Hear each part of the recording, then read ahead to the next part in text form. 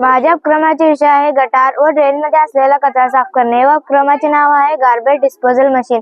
गटार व ड्रेनमध्ये असलेल्या पाण्यामध्ये कचरा असतो व त्या कचऱ्यामध्ये प्लास्टिकच्या पिशव्या, पाला, पाचोळा व इतर काही भरपूर कचरा असतो व तो कचरा जर गटार व ड्रेनमध्ये जाऊन अडकला तर पाणी तुंबण्यास सुरुवात होते, ज्यामुळे पाणी रस्त्यावर पसरते व येण्या जाण्यासाठी अडचण निर्माण होते व घाण पाण्यामुळे सगळीकडे दुर्गंधी पसरते व रोगराई पसरण्याची शक्यता निर्माण होते। ही समस्या सोडवण्यासाठी आम्ही गार्बेज डिस्पोजल मशीन तयार केलेली आहे।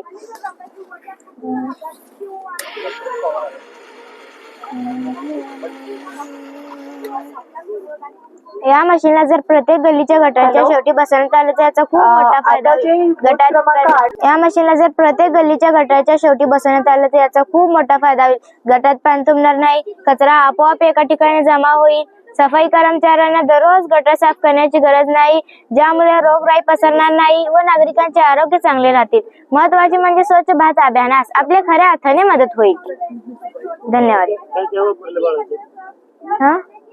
काय वापरले प्रयोगासाठी?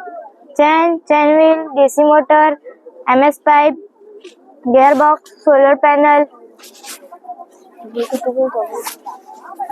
DC motor, 12 volt, solar panel, जाली, chain, folding bar, bucket, chain wheel, 12 volt, battery, MS pipe, wheel.